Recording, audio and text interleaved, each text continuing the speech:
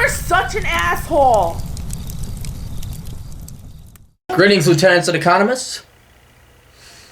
It's Asshole Consulting. This is my job. I do work, but it's this. How's the cube, guys? How was that commute? All right, let's get to it. I'm in Arizona, obviously. Hey, Cappy, I recently read Bachelor Pad Economics, and I've also enjoyed your YouTube content. Great stuff. Anyways, I've been caught off guard recently by getting laid off from what I thought was a rare dream job you described in your book. Nearly all of my coworkers have been employed there at least 20 years, so I thought I would follow suit. Oh, you see, they're baby boomers. They're older. They've been there 20 years. You just started. Just had my annual review, which was nothing but great things from my boss. 2 days later, those HR cunts gave me and 3 others the boot, probably because I was not valuable to HR, aka straight white male without medical conditions and recently hired. It's probably not HR. HR just delivers the bad news and acts as the vice principal.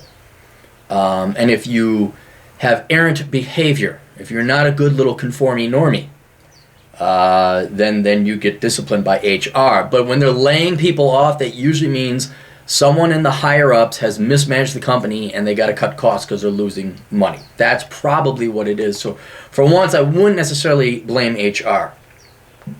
So here's the situation. I'll be working until the first week of March. I'm making about $3,000 a month right now. Mortgage payment $770. Only have about $1,500 in savings. Well, why do you only have really? You only have $1,500 in savings. Bad form, dude. Most of my leftovers are paying off credit card debt, which now totals $2,500. No car payment. Drive an old beater.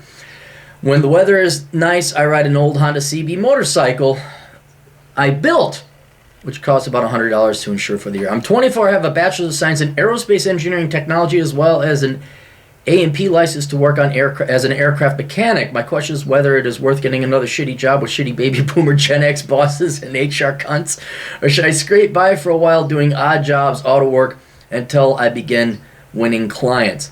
I've been learning how to code for a couple months now with the goal to be able to create and manage up-to-date websites for local businesses. Yeah, but you're going to compete against a bunch of other people. And eventually anyone who finds me online. My area is absolutely flooded with businesses of all shapes and sizes. I would like to create a subscription-based revenue model where I create websites, manage them, and market their business online. Well, how about you get clients first before you roll that out? Let's get some clients first. Let's get some skills first and some working experience first. I've been balls to the walls learning code, but I imagine it wouldn't be until towards at least May or June before I have a decent portfolio to begin marketing myself. All right, you're somewhat realistic. I could definitely cut down my expenses, especially after dumping my ditzy, financially retarded fiancé a few months ago. I've worked on cars and done general handyman work, which I think could get me by for those first 2 to 3 months before I'm able to start paying clients for web development. However, all I hear from my coworkers and their friends, all sheeple, is I need to hurry up and get another job ASAP. But after this ordeal, the last damn thing I want to do is work for someone else again.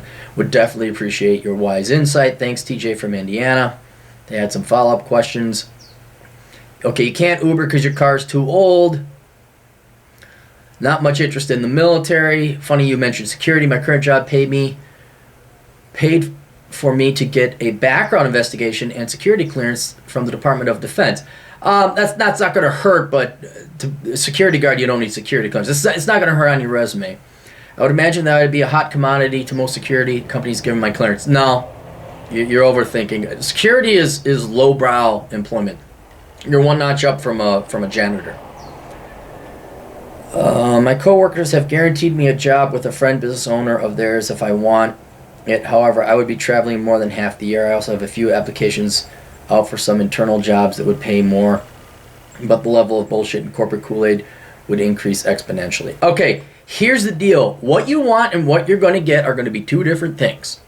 You need a job.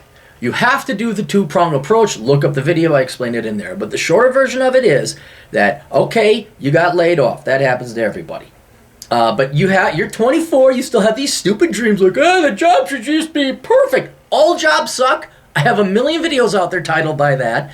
And you millennials have got to get it through your fucking skulls that all jobs suck and they're not worth it. And and you're right. You are right. You don't want to be working for the man. But it's not like, I love these dude bros.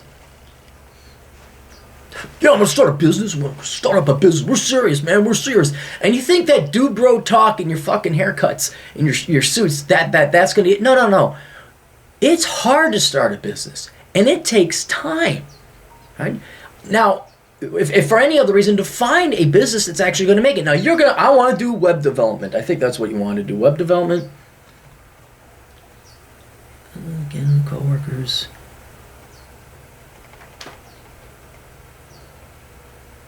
Up-to-date websites. All right, yeah, you think that market isn't flooded yet by people who got way more years experience and skills than you?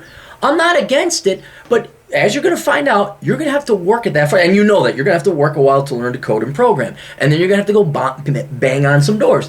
In the meantime, you need to have some kind of income coming in to pay for your food, clothing, and your mortgage. You got a mortgage.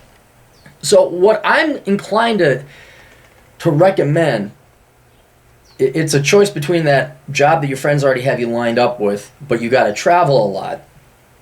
And that's going to it's going to hinder a little bit your ability to learn programming and code because you're going to be traveling and doing all that. But then it can also be helpful. Like you're sitting there by yourself at the hotel, you got nothing else to do. Start hacking at that code. Start practicing your coding.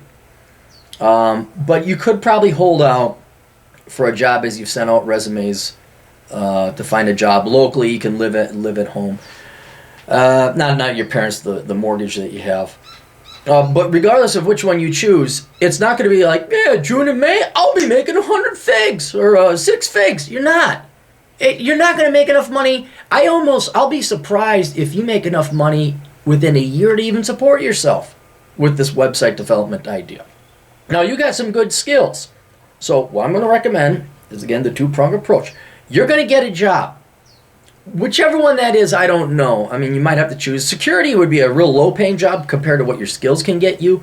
But you need some kind of job to cover your expenses.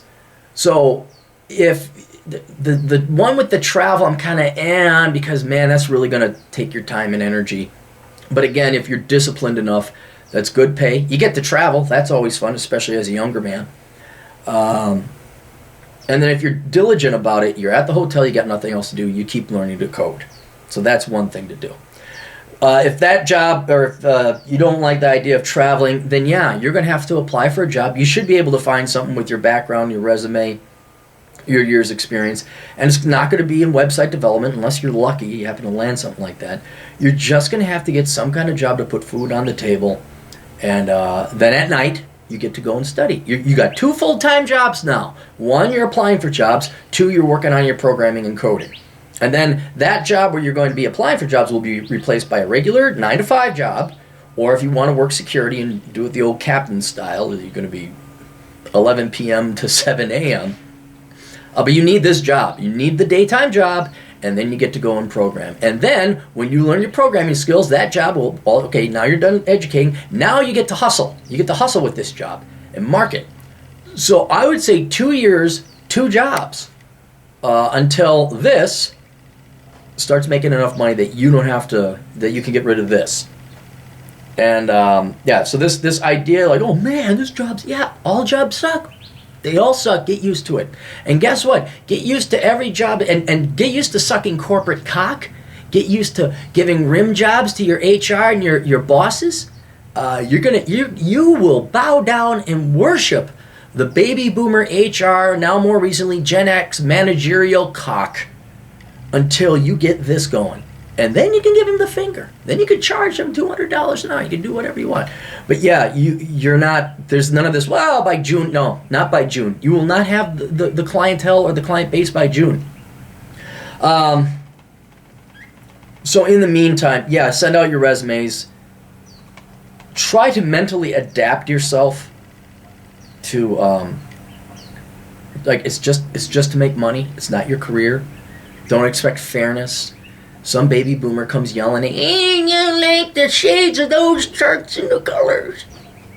You could do that mentally. Oh, yes, sir, Mr. McClintock. Right away, Mr. McClintock. Of course, Mr. McClintock.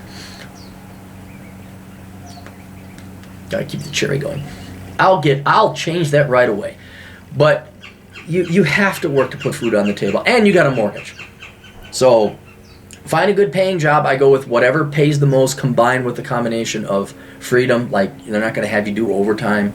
Like I said, that travel's kind of I'd say your travel job, that would be like your plan B if you can't find something that's more conducive to you becoming an entrepreneur. But no matter what, you are going to need a daytime job, and you're not going to give it up by June. This is a 2-year haul that you're in for, and lower your expectations, or bust your ass off and exceed your expectations. It's up to you. All right, that's it. You guys got questions? The old captain's got answers at assholeconsulting.com. Tools.